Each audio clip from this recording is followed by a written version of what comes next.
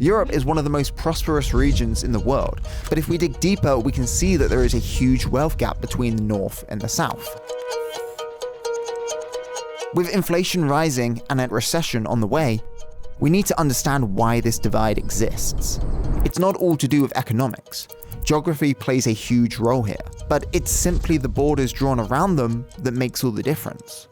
Europe's last economic crisis left southern countries in crippling debt with high unemployment rates, whereas their northern counterparts were relatively well off. The difference lies in how well the north recovered when compared to the south. With history about to repeat itself, can southern Europe ever catch up?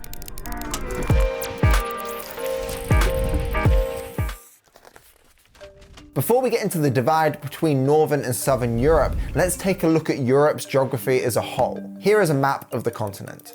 Europe may be the second smallest continent, but it's blessed with the right topography and climate. It is bordered by the Mediterranean Sea, Black Sea, and the Caspian Sea to the south, by the Arctic Ocean to the north and the Atlantic Ocean to the west. And from right here, a warm Atlantic Ocean current called the Gulf Stream blesses Europe with the right amount of annual rainfall. I would argue that we actually get way too much rain.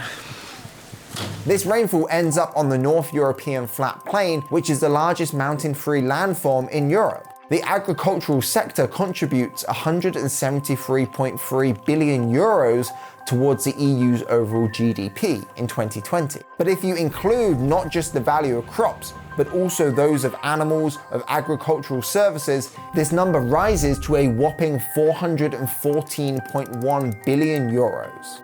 Being surrounded by coastlines in the north, west, and south means access to seas, particularly warm seas, and this is a privilege that countries like Russia, as we saw in an earlier episode, crave for.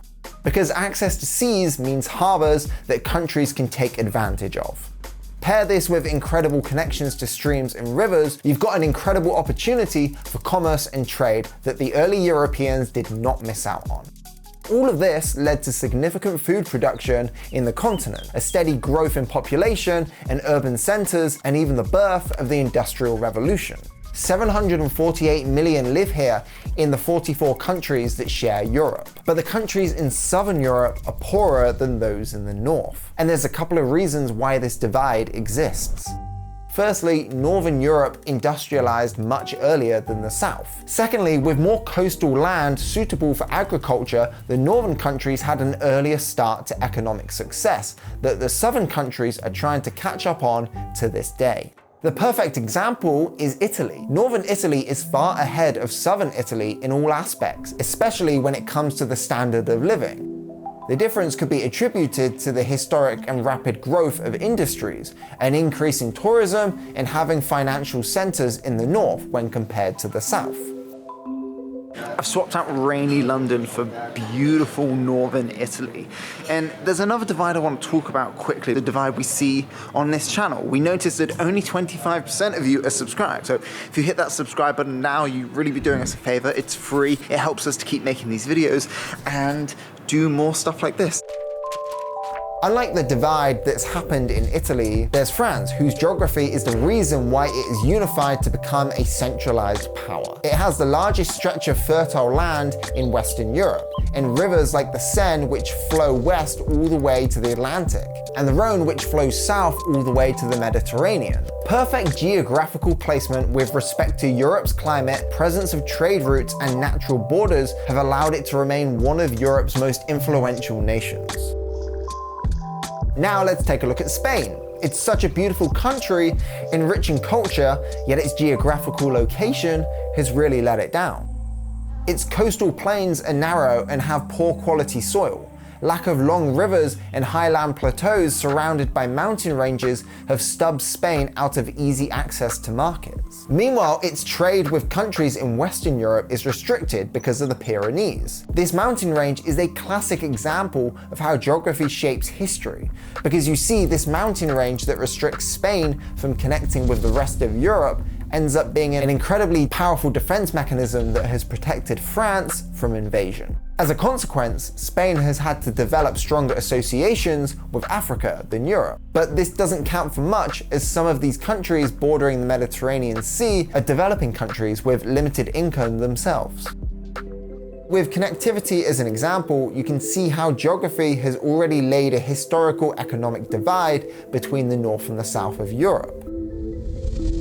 But this divide worsened with two major events: the 2008 economic crisis and the European debt crisis that went on from 2009 until the late 2010s. In short, what happened was that the European Union encouraged southern European nations to implement austerity in exchange for financial assistance, mostly from the northern European nations. It was part of something called the European Stability Mechanism, established to assist European Union members experiencing severe financial problems, to ensure that the southern countries can sustain themselves amidst the euro crisis. So in 2012, when austerity and bailouts began, the geographical divide became even more obvious than before. It also fueled stereotypes that further divided North and the South, which is that the Southerners are reckless spenders and lazy, whilst the North are careful and hard-working. I hope you guys are starting to understand how intense this divide was. By 2013, Greece experienced the highest level of poverty than any other European member state. The highest unemployment rates were experienced by, well, Greece, Spain, and Portugal. Meanwhile, the lowest unemployment rates were recorded in Austria, Germany, and Luxembourg. I'm saying that Luxembourg is tiny, you can walk across it in a day, but regardless, they are all northern countries. In fact, to fight this, the then Greek Prime Minister Tsipras even proposed a concept of a united front of southern European countries, aimed to increase coordination and cooperation of Mediterranean European Union member states. This expectation never turned into a reality. The austerity measures only divided the EU further, as the Germans and the northern allies insisted on tighter budgets, despite the persistent deflation in the south. This deepened the wealth gap between northern and southern Europe. On a whole, when compared to 2010 levels, GDP per capita in 2016 rose by 19% in Germany, by 14% in the Netherlands and France, and by 13% in Belgium and Austria. Meanwhile, the southern countries, which had already had a lower GDP per capita in 2010 to start with, grew much more slowly. In Italy, it rose by 6%, by 10% in Portugal, and fell by 7% in Greece in the same period. It led to an economic and political crisis in countries like Greece, Italy, Portugal, and Spain. They were left with governments that were less involved with their economies and with increasing unemployment rates that continued to last even until the late 2010s. A 2014 study highlighted how the monetary policy that prioritized maintaining a high euro-US dollar parity was detrimental to southern Europe. It says low economic activity, high unemployment, low consumption, and the declining role of the state have generated a new economic scenario with unpredictable consequences. And this study highlights how economic distress has a tendency to compound for years together, and it mostly continues to hold back the south of Europe till now. These effects were visible during the COVID-19 pandemic and the recovery thereafter, with countries like France and Germany who saw its economies continue to grow. Meanwhile, southern Europe is slowly catching up, but at a much slower rate. Will it ever catch up to its northern counterparts? Truth is, it's incredibly hard for the South. Even though it shares a common currency with the North, struggling economies can't take advantage of it. Southern countries have to rely on currency depreciation to compete with their northern rivals, which benefits from fast productivity growth.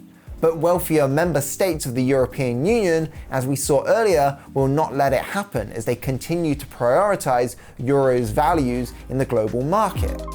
And with limitations like these, there's only so much that the European Union can do, as Europe's geography has controlled and continues to control the spread of wealth in the continent. There is so much more that goes into the history of Europe that we can't fit into this video, but we can clearly see how geography shapes and continues to play an important role in Europe's economy, political climate, and therefore inadvertently the lives of its people.